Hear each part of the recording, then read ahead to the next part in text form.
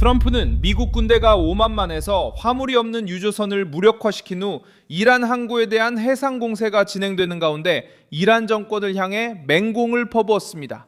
그리고 호르무즈 해협 근처에서 아파치 헬리콥터가 추락한 후 2명의 미군을 구하기 위해 서둘러 달려갔습니다. 2026년 6월 9일 화요일 중동 위기는 결정적인 국면에 접어들었습니다. 워싱턴이 동시에 두 가지를 보여줬기 때문입니다. 트럼프는 회의에서 이란과의 합의가 며칠 내로 명확해질 수 있다고 말했습니다. 바다에서는 미군 지휘부가 어떤 선박도 봉쇄를 뚫고 아무 일 없다는 듯이 지나가도록 두지 않았습니다. 공중에서는 아파치 헬리콥터의 추락이 즉각적인 군사 경보로 이어졌지만 승무원은 약 2시간 만에 구조되어 안정적인 상태를 유지했습니다. 그동안 이스라엘은 계속해서 작전을 이어갔습니다. 네타냐후는 레바논에서 헤즈볼라를 공격하면서 레바논 영토에서 오는 공격을 용납하지 않겠다고 경고했습니다. 한편 이란은 자산 해제를 요구하며 협상을 지연시키려 하고 있습니다. 이란은 동결된 자산의 해제를 요구하면서도 핵 문제에 대해서는 정면으로 다루는 것을 피하고 있습니다. 이 지점부터 트럼프의 압박이 힘을 얻기 시작합니다. 그는 봉쇄, 외교, 해군력, 걸프 동맹국들 그리고 강력한 검증을 이용해 테헤란이 시간을 벌고 지역을 위협하며 협박을 협상으로 포장하는 것을 막으려 하고 있습니다. 호르무즈 해협에서 무엇이 달라졌을까요? 왜 이란의 입지가 좁아졌을까요? 트럼프는 압박을 어떻게 합의로 바꿀까요? 지금 그 이야기를 전해드리겠습니다. 이런 직설적이고 군더더기 없는 컨텐츠를 좋아하신다면 구독을 고려해보세요. 여기서는 매일 이런 영상을 올리고 있습니다. 주요 사건은 오만만에서 일어났으며 이는 세계에서 가장 민감한 해상 경로 중 하나 근처였습니다. 미국 중앙사령부에 따르면 빈 유조선이 이란 항구로 향하던 중 봉쇄를 위반하려 했습니다.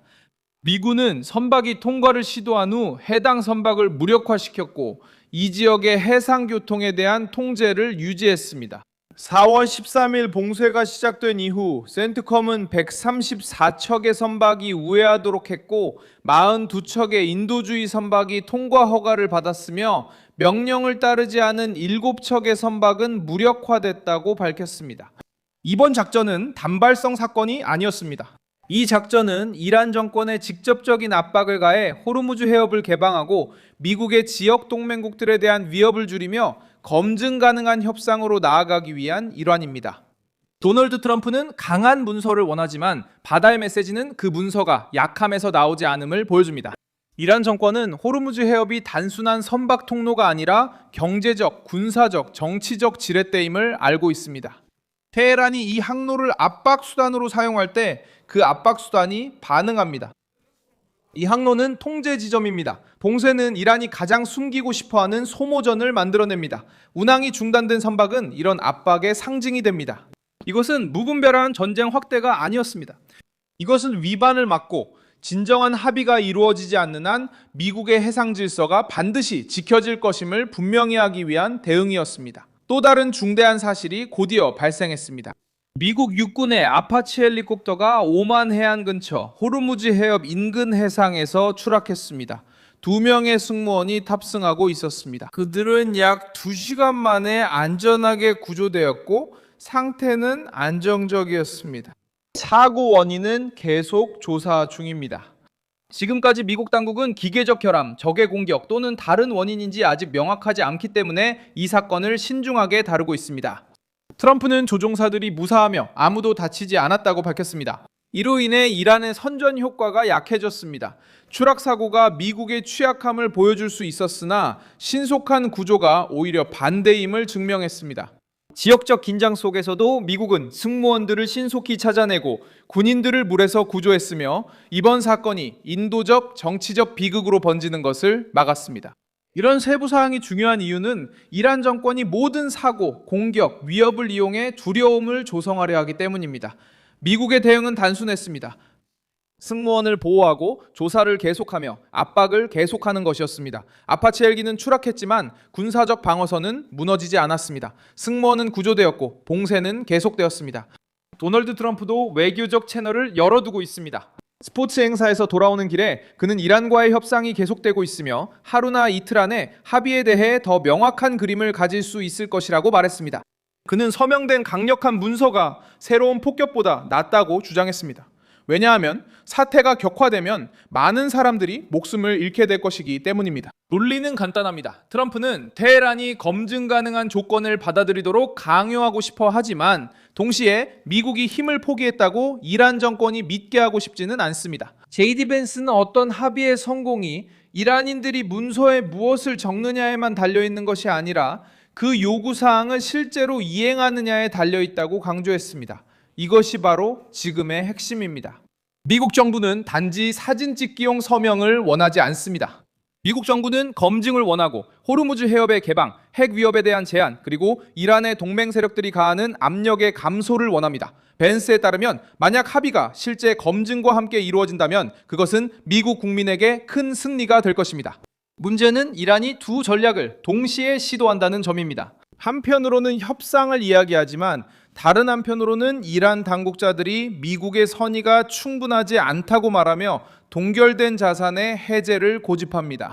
또한 우라늄 농축과 핵 문제를 직접 다루는 것에 대한 저항도 있습니다. 이것은 테헤란에서 누가 진짜로 권력을 쥐고 있는지에 대한 의문을 더욱 키웁니다. 외교부 장관은 한 가지를 말하고 정치 체계의 다른 구성원들은 또 다른 말을 합니다. 결국 결정은 정권의 핵심 세력이 내리게 됩니다. 바로 그 지점에서 트럼프가 압박을 가하는 것입니다. 협상은 워싱턴과 테헤란 사이에만 머무르지 않습니다. 사우디아라비아와 카타르 같은 걸프 국가들도 이란의 위협에 최전선에 있기 때문에 고려 대상에 들어갑니다. 이란은 여전히 드론, 중거리 미사일, 그리고 해상 경로를 압박할 수 있는 능력을 가지고 있습니다. 이스라엘에 대한 압박도 이 판의 일부입니다. 트럼프는 이스라엘과 이란 간의 공격 교환 이후 베냐민 네타냐후와 대화를 나눴고 이스라엘이 합의의 기회를 무너뜨리지 않도록 더 큰 보복을 자제해달라고 요청했습니다. 네타냐후는 그 당시 이란에 대한 직접적인 전선을 자제하는 데 동의했지만 이스라엘은 헤즈볼라가 레바논에서 공격하는 것을 용납하지 않겠다고 분명히 밝혔습니다. 이 차이는 중요합니다. 트럼프는 이란과의 더 큰 전쟁을 막으려 하고 있지만 이스라엘은 레바논 영토에서 위협이 감지될 때마다 계속해서 헤즈볼라를 공격하고 있습니다. 레바논에서는 상황이 계속 긴박합니다. 이스라엘은 티르를 향해 새로운 공격을 감행했습니다. 남부 레바논에서는 대피 명령이 내려진 후였습니다. 이스라엘 정부는 이란의 동맹인 헤즈볼라가 민간 지역을 은신과 작전 거점으로 사용하고 있다고 비난합니다. 휴전 시도 이후에도 국경에서의 전쟁은 멈추지 않았습니다. 트럼프에게 이 전선은 위험합니다. 왜냐하면 이란이 헤즈볼라를 이용해 이스라엘을 도발한 뒤 협상에서 피해자인 척 할 수 있기 때문입니다. 네타냐후는 강하게 대응했습니다. 헤즈볼라가 새로운 규칙을 강요하려 했기 때문입니다. 레바논에서 이스라엘을 공격하고 이스라엘이 보복하지 않기를 기대하는 것이었습니다. 이스라엘 총리는 이것이 용납되지 않을 것이라고 말했습니다. 메시지는 강경하지만 단순합니다. 헤즈볼라가 공격하면 이스라엘도 반격할 것입니다. 그리고 이 지점에서 이란은 서사적 방패를 잃게 됩니다. 왜냐하면 이란의 지역 동맹이 바로 테헤란이 양보를 얻어내기 위해 합리적으로 보이려는 순간에 위기를 계속 부추기고 있기 때문입니다. 이란 내 내부 압박도 커지고 있습니다. 교육 정책과 관련된 제한적인 시위가 있었다라는 보도도 있고 정권의 탄압으로 인해 민간인들 사이에 두려움이 퍼지고 있습니다.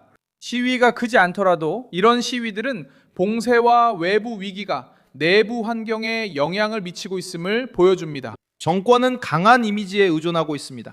또한 내러티브 경쟁도 있습니다.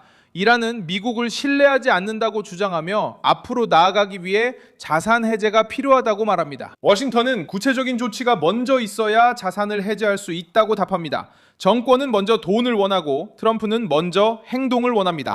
이러한 차이 때문에 진전의 신호가 있음에도 불구하고 아직 합의가 이루어지지 않은 것입니다.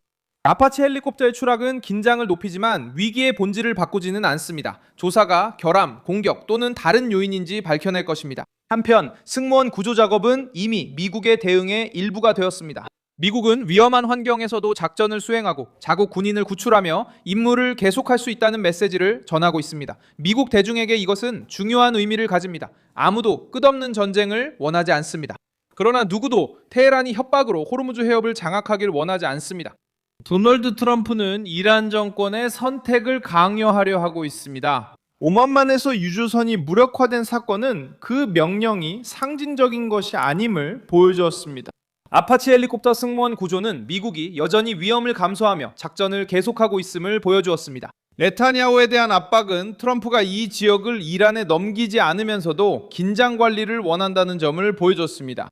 지금 위기가 바로 이 교착 상태에 놓여 있습니다. 트럼프는 합의에 펜을 쥐고 있지만 동시에 테헤란을 다시 협상 테이블로 이끈 압박도 계속하고 있습니다. 저는 밀손 알비스 국제관계 전문가입니다. 저의 목적은 매일 진실로 여러분께 정확한 정보를 전해드리는 것입니다. 뉴스 링크는 영상 설명란에 있습니다. 이 영상에 좋아요를 눌러주시고 채널을 구독해주세요. 영상이 끝나면 댓글도 확인하셔서 밀손 알비스 커뮤니티와 더욱 활발히 소통하시기 바랍니다.